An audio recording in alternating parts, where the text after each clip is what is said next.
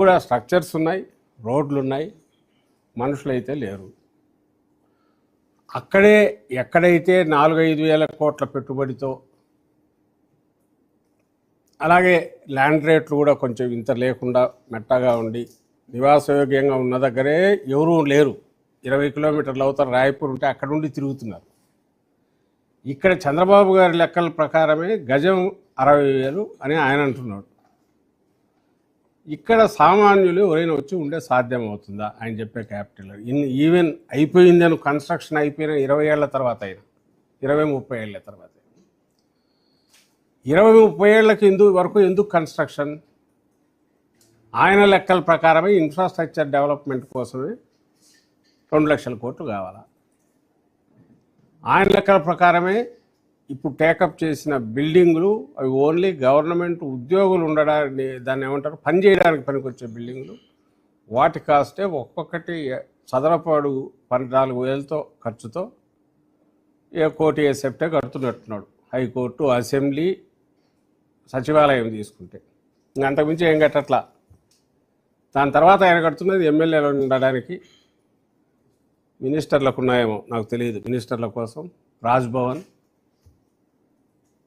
And Happy Nest అని ఏదో plan చేశాడు. అది ఎవడు వచ్చినట్లే ముందుకు, ఆ రేటుకి ఎవడు కొనడానికి ఇప్పుడు కూడా రారు, ముందు ఫ్యూచర్లో కూడా రాకపోవచ్చు.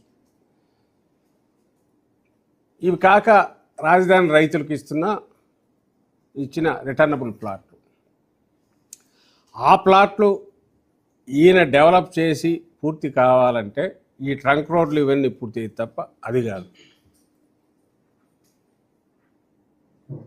అది పూర్తి కాంది, అవి నివాసయోగ్యం కాదు. చంద్రబాబు నాయుడు గారు పెట్టిన ఆశ, ఏ రైతులు అయితే బాగా వాల్యుబుల్ ల్యాండ్స్ తీసుకున్నాడో వాళ్ళకు గిట్టుబాటు కావాలంటే ఆయన చెప్పిన రేటు ప్రకారం 60,000, 70,000, 1,00,000 గజం పోతే తప్ప వాళ్ళకి గిట్టుబాటు కాదు. అసలు అక్కడ నుంచి ఏ సౌకర్యాలు లేని, అక్కడ ఎలాంటి ఫెసిలిటీసు ఏమంటాం, వీటికి సపోర్టింగ్ సిస్టమ్స్ లేని, పిల్లల చదువులకు కావచ్చు, వేరే రకంగా కావచ్చు, ఛాయిస్ లేకుండా ఉండే చోట అంతంత పెట్టి డబ్బులు పెట్టి జూబ్లీ హిల్స్ రేట్లతోనో, బంజారా హిల్స్ రేట్లతోనో, లేదా ఇంకో దగ్గర ఎక్కడో కాస్ట్ రేట్లతోనో ఎందుకు జనం రావాలనేది ఎవరికి అర్థం కావట్లా. సో ఓటు నువ్వు కట్టడానికి 20-30 ఏళ్ళు పడుతుంది. ఎందుకంటే 2 లక్షల కోట్లు ఇన్ఫ్రాస్ట్రక్చర్కే నువ్వు అంటున్నావు. అండ్ ఇప్పటికి 12 ఏళ్ళు అయిపోయింది. అండ్ రెండవది, ఒకవేళ అంత డెవలప్ చేసినా అక్కడ ఎవరు ఉండే అవకాశం ఎందుకు ఉండదంటే, నువ్వు చెప్పే లెక్కల ప్రకారమే ఆ కాస్ట్ మనుషులు ఎవరు భరించలేంది, ఉండలేంది. ఎందుకు ఉండాలనో అర్థం కాంది. మూడవది, అసలు అక్కడ ఎవరు వచ్చి ఏమీ లేకుండా 20-30 ఏళ్ళ వరకు ఈ 2 లక్షల కోట్లు ఇన్ఫ్రాస్ట్రక్చర్కే పెడితే ఇంకా ఎన్ని లక్షల కోట్లు నువ్వు ఇంట్రెస్ట్లు కట్టాలా, ఎన్ని లక్షల కోట్లు మిగిలిన సపోర్టింగ్ సిస్టమ్స్ డెవలప్ కావడానికి కావాలా? వాళ్ళు అక్కడికి రానంత వరకు అక్కడ అది ఒక live city, living area, habitat ఎట్లా అవుతుంది? ఇవి క్వశ్చన్. వేరేయాజ్ జగన్మోహన్ రెడ్డి గారు చెప్తున్నది సేమ్ ప్రాంతమే, కానీ జగన్మోహన్ రెడ్డి గారు చెప్తున్న దాంట్లో ఇమ్మీడియట్గా ఇందులో ఏ 10% ఖర్చుతోనో క్యాపిటల్ యాక్టివేట్ కావడమే కాకుండా రాజధాని ఇవి ఇప్పటికే పూర్తిగా జనావాసాలు అయినందువల్ల, ఆల్రెడీ కనెక్టివిటీ పూర్తి ఉన్నందువల్ల, బయట ప్రపంచంతో సంబంధాలకు విమానాశ్రయం రూపంలో కావచ్చు, రైళ్ల రూపంలో కావచ్చు, లేదా ఇప్పుడు పోర్టు రూపంలో కావచ్చు, ప్రపంచంతో ఇప్పటికే పూర్తి కనెక్టివిటీ ఉన్నందువల్ల, బిజినెస్ హబ్స్గా ఇప్పటికే డెవలప్ అయినందువల్ల కేవలం ఒక 10% ఖర్చుతో, అది కూడా ఒకేసారి కాకుండా దఫాలు పెట్టుకున్నా కూడా ఒక ఇమ్మీడియట్ గర్వంగా చెప్పుకోదగ్గ క్యాపిటల్ రావడమే కాకుండా అది ఎకానమీని బూస్ట్ చేసే ఒక గ్రోత్ ఇంజన్గా కూడా అవుతుంది. ఇది రెండిటి మధ్య తేడా.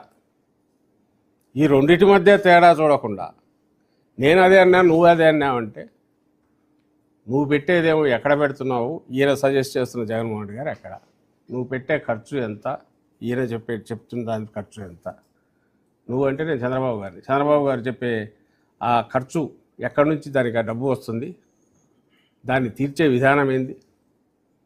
ఇప్పటికే నువ్వు 50,000 కోట్ల కాంట్రాక్ట్లు ఇచ్చినావు అంటే గుడ్డి ఏమి లెక్కలు లేకుండానే సంవత్సరానికి 4-5 వేల కోట్లు నువ్వు ఇంట్రెస్ట్ పే చేయాలా. ఇంకా అది 1,00,000 కోట్లు అయితే 10,000 కోట్లు దగ్గర అండ్ 2 లక్షల కోట్లు అయితే 20,000 దగ్గర. ఇంకా నేను చిన్న ఓట్ల నీళ్ళు ఎత్తిపోయడానికి నువ్వు చేసే ఏర్పాట్లకు 3-4 వేల కోట్లు, లేదా ఎత్తిపోయడానికి అయ్యే ఖర్చులో, లేదా స్కై స్క్రాపర్ బిల్డింగులు చంద్రబాబు నాయుడు గారు ఊహిస్తున్నవి కట్టి అక్కడ మోడరన్ సెక్యూరిటీ సిస్టమ్స్తో హై స్పీడ్ లిఫ్ట్లు పెట్టి దానికి అక్కడ ఉద్యోగులందరూ మైండ్ సెట్లు మారి సెక్రటేరియట్లో 39వ ఫ్లోర్లో పోయి పని చేసి మళ్ళీ కిందికి దిగి, లేదా